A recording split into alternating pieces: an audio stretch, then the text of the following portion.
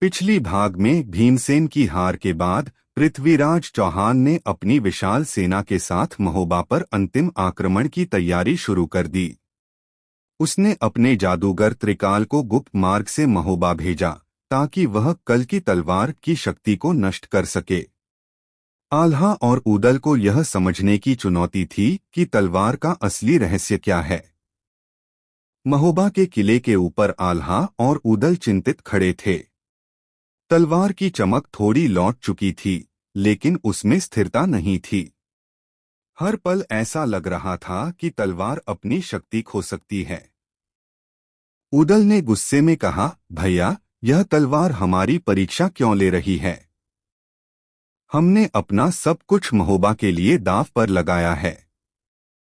फिर भी यह हमें पूरी ताकत क्यों नहीं दे रही? आल्हा ने गंभीर स्वर में कहा, यह केवल हथियार नहीं, यह हमारे भीतर की सच्चाई को परख रही है। हमें इसका राज जल्द से जल्द समझना होगा। त्रिकाल, जो पृथ्वीराज के आदेश पर गुप्त मार्ग से महोबा में प्रवेश कर चुका था, अब महल के भीतर छुपा हुआ था। वह एक अंधेरी गुफा के पास बैठकर मंत्रों का जाप कर रहा था। गुफा से एक रहस्यमयी आवाज गूंजने लगी।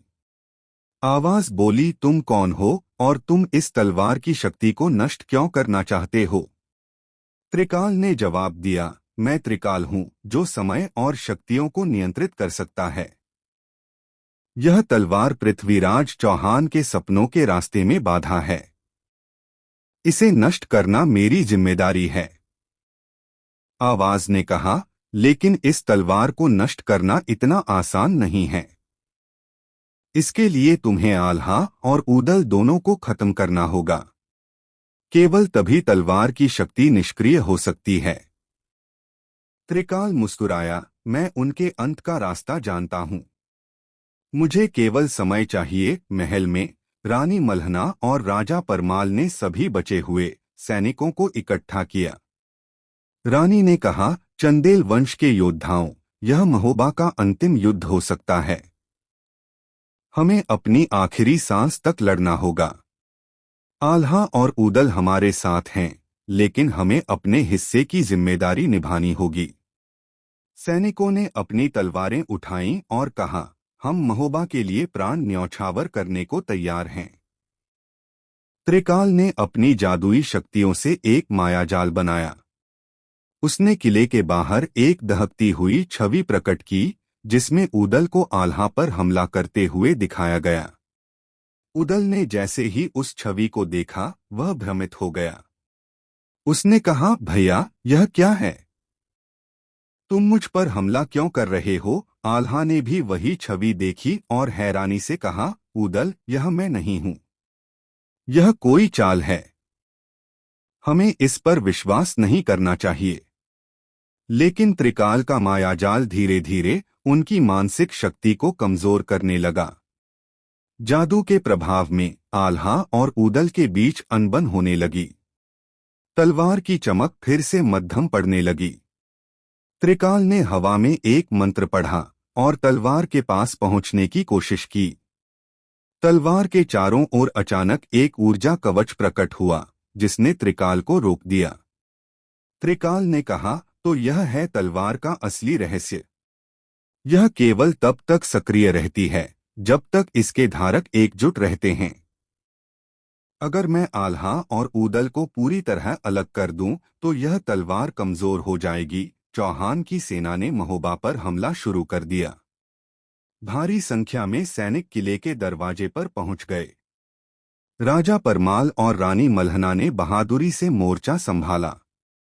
राजा ने चिल्लाकर कहा, आल्हा और ऊदल कहाँ हैं? उन्हें यहां होना चाहिए। एक सैनिक ने जवाब दिया, वे अभी भी तलवार के पास हैं। लगता है वे किसी मायाजाल में फंसे हैं।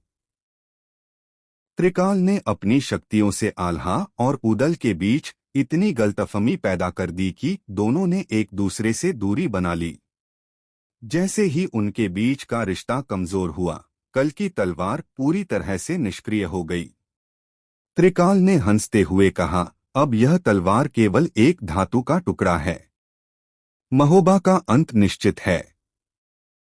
तलवार के निष्क्रिय होते ही महोबा की प्राचीर टूटने लगी। चौहान की सेना किले के भीतर घुसने लगी।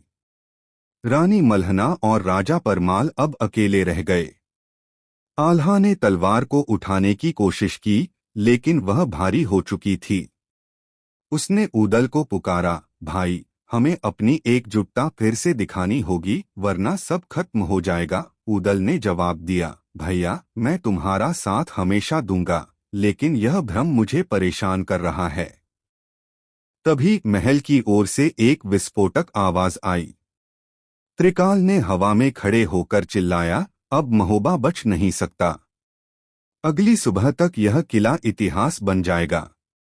क्या आल्हा और ऊदल अपनी एकजुटता वापस ला पाएंगे?